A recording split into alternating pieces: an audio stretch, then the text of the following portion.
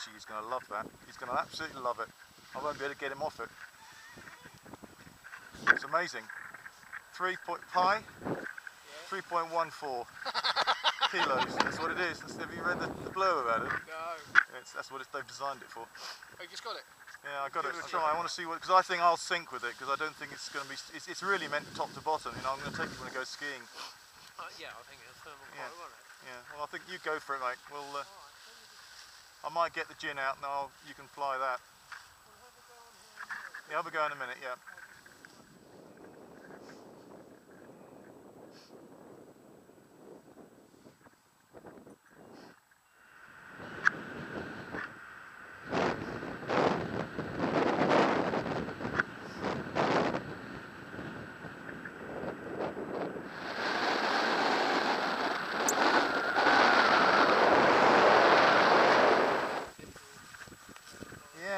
Trim speed's quite fast, isn't it? It moves fairly quickly.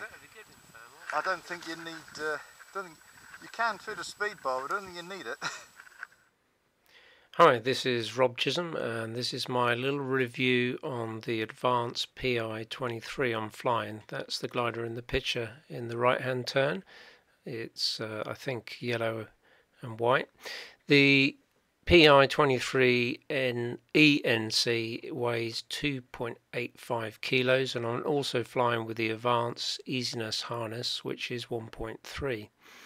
Now, on this particular day, we were flying in the morning, and we did the Truly run, and about 1 o'clock, I guess, the frost had melted, and this produced thermal activity, which you can clearly see out the front.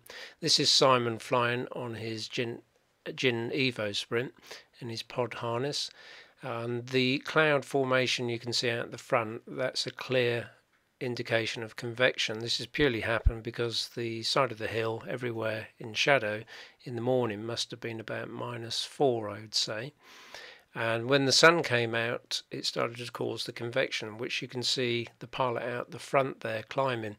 Now you'll see in a moment the thermal activity strength, and we're the 8th of February, I believe, 2013.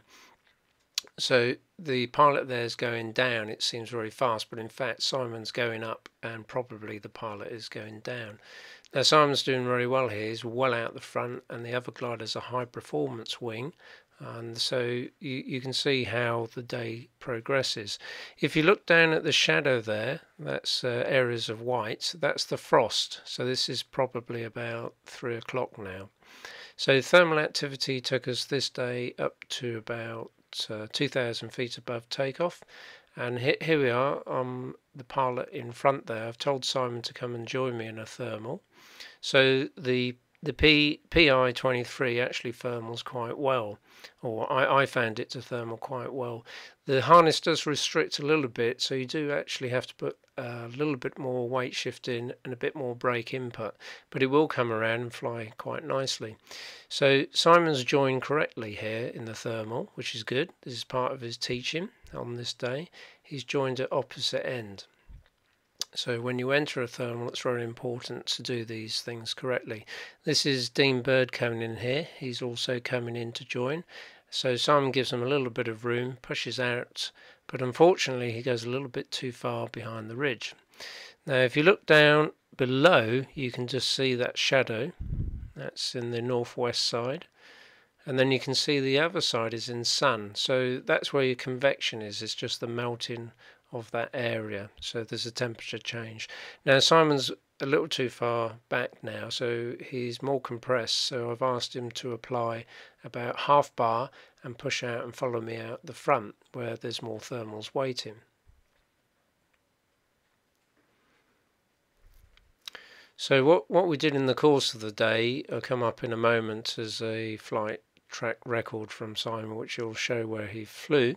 But at this point it's about 3:30 and thermals are picking up, and also because it's very cold and icy down there and there's a temperature change, the thermals are coming up really quick and meeting the glider. So at this point you can just see I'm on the glider going up and down really quickly, more like bullet thermals, spring thermals. So the glider seemed to fly quite well in those conditions. So this is Simon and I's track record of what we did. We flew in the morning down to Truly, then back, and all the areas out the front there, they're just thermals. The line set on the PI seems to be very simple, and I quite liked it. The risers are very thin, so if you're thinking about wind resistance, there's not a lot there. Profile of the glider seemed to be fine. I was quite happy flying the glider and felt very safe on this glider. The amazing part is it does pack into a very small bag, the whole lot, literally into a small rucksack, smaller than any rucksack you would have seen on a paraglider, and weighs so little. You won't get your helmet inside the bag.